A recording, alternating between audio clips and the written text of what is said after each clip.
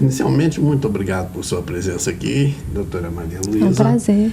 E eu gostaria de iniciar o nosso encontro perguntando qual foi o tema do seu mestrado, Malu. Bom, eu gosto muito de lidar com a população e eu tenho interesse na parte de resistência bacteriana, que é um assunto muito emergente atualmente porque estamos lidando com vários micro-organismos multiresistentes.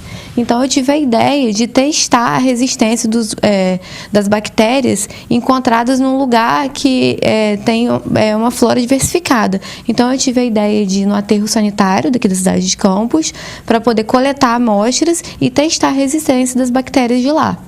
E eu coletei a amostra dos animais que frequentam lá, dos catadores de lixo que trabalhavam lá e também do churume, que é o líquido da decomposição do lixo, para poder testar e ver qual é a bactéria que é mais prevalente e qual é a resistência desses micro-organismos que são lá presentes.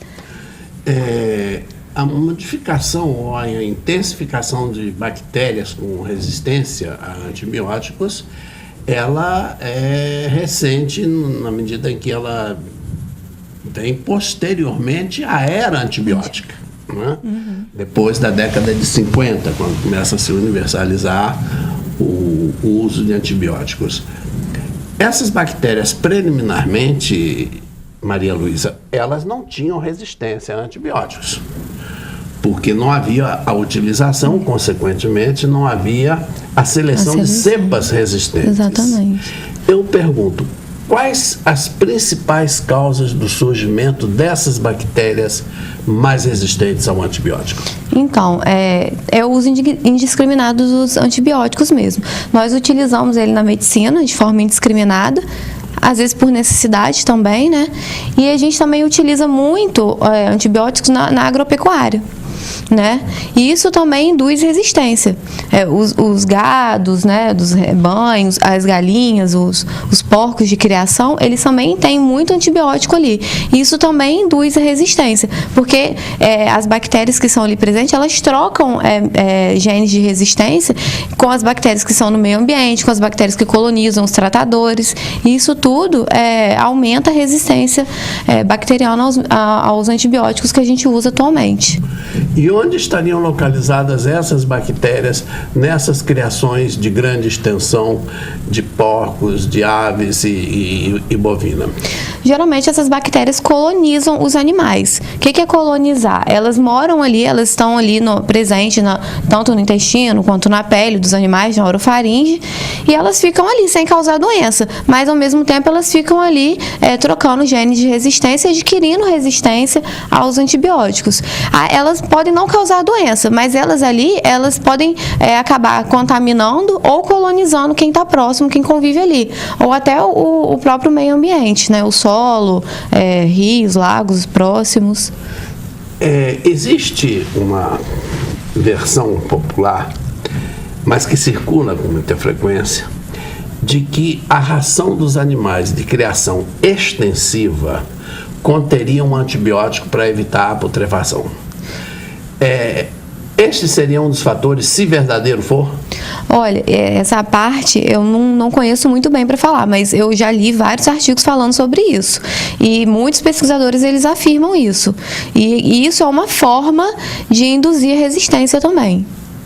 Porque elas estariam presentes na ração. Na ração, exatamente. O gado se alimenta, ou o animal de granja, né, se alimenta e acaba disseminando, criando resistência. A bactéria presente na flora intestinal cria resistência e ele acaba eliminando ela no ambiente, através das fezes.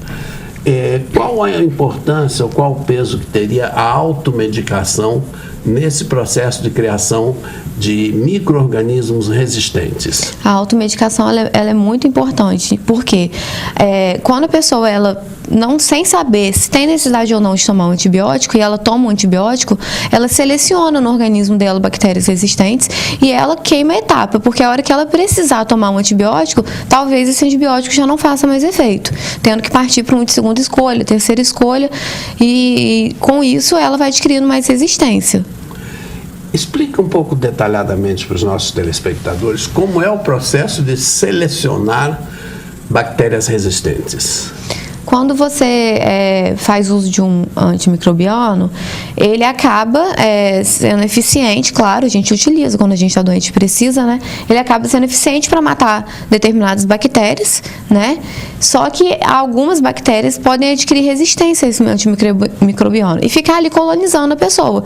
Não quer dizer que ela vai causar alguma doença exatamente, mas ela pode colonizar aquela pessoa. Ela colonizando aquela pessoa, ela pode disseminar, por exemplo, na residência dela, né, com os familiares que têm muito contato, ou num momento que ela tem uma queda da imunidade, ela pode ficar doente por essa bactéria resistente.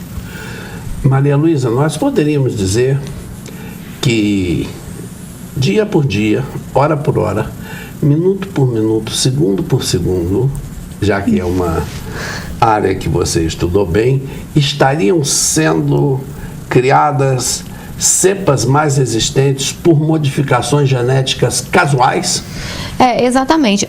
Os micro-organismos, principalmente os gram-negativos, que são bactérias que estão principalmente presentes no nosso intestino, como a Escherichia coli, Klebsiella, elas trocam genes de resistência muito facilmente. Então, elas conseguem trocar com outras bactérias, passar genes de resistência para outros tipos de bactérias. E isso é um mecanismo muito importante que a bactéria tem e que facilita essa troca, passar a informação de resistência para as outras bactérias. Cada dia mais elas vão arrumando um jeito de vencer e sobreviver. Que é a tendência de todo ser vivo. Exatamente. Né? Viver e perpetuar sua espécie. Exatamente. Terminamos aqui o nosso primeiro bloco com a doutora Maria Luísa Serafim e já retornamos em seguida para o terceiro bloco.